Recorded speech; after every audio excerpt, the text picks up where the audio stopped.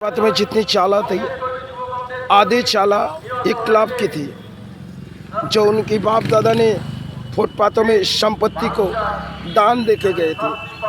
और यही दान देने के बाद कुछ माँ के संतान जो एक क्लब के माध्यम में आए, और क्लब के माध्यम में जब आने के बाद उनके मन में एक अहंकार आई, क्योंकि यहाँ से रोजी रोटी उनकी पली आ रही थी और क्लब भी बड़ी अच्छी चलती थी, क्योंकि भरी कलाम खेलते थे और लोगों को जुल्म के शिकार होनी पड़ती थी। क्योंकि सामने एक मस्जिद बिल्डिंग है, वहाँ पे भी ये लोग दादागिरी करते थे, क्योंकि यहाँ का हफ्ता वसूली करने वाले वही क्लब थे जो उनके सेक्रेटरी थे मौलाई।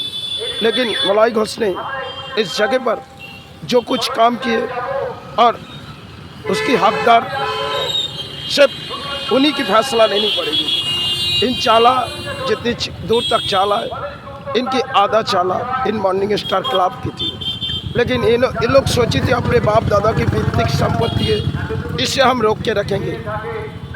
और यहाँ के लोगों को भाड़ा नहीं देती थी, ये लोग दूर के लोगों को भाड़ा देती थी, क्योंकि आसपास के इलाका के लोग देंगे तो उसे वो उठा नहीं सकेंगे।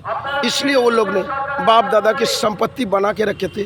और सामने जो एक बड़ी बिल्डिंग है, मस्जिद बिल्डिंग, वहाँ पे कुछ अलग अहंकार किए थे। समय की बात थी जब 2008 साल अपने साथ बीते गए, क्योंकि वो लोग इसी जगह से भाड़े उठा के किसी सेवा में भी काम लेकर करती थी और कुछ नेताओं के फूलों डालती थी गले में।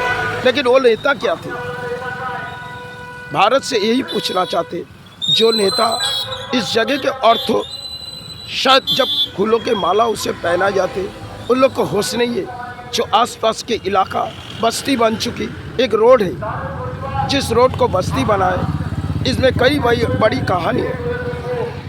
क्योंकि ये जो भारत में हुआ बहुत सी पहले होनी चाहिए थी। आज जो हुआ इसे करीबन 40 साल पहले इसे होना देना जरूरी नहीं थी। जो हुए ये अपने भारत के लिए। एक समय ये लोग ने हमारे साथ एक जुल्मबाजी की है, जो जुल्मबाजी कोई इंसान शायद मानेगी नहीं। वो लोग जब सेवा में किसी दादागिरी कर रहे थे तो हमने कई चाहती जरूर से रोके जाए, लेकिन नाकाम हुई, क्योंकि मेरी गुरु ने कुछ बात कही। फिर भी हमने अपने लड़ाई लड़ी, लेकिन इस लड़ाई मुझे देखनी थी जो शायद समय इनकी इतिहास कहाँ उठे आएंगे। ये तो बाप दादा की संपत्ति बनाए और आज सरकार तोड़ दिए। इसे करीबन 40 साल पहले बनवाने देना नहीं चाहिए थी, लेकिन ये लोग को पैतृक संपत्ति बना के रखे थे और कई बाहर के लोगों को भाड़े देता थे। इन लोग के अपने बाप के संपत्ति या इनकी दलील कहाँ है?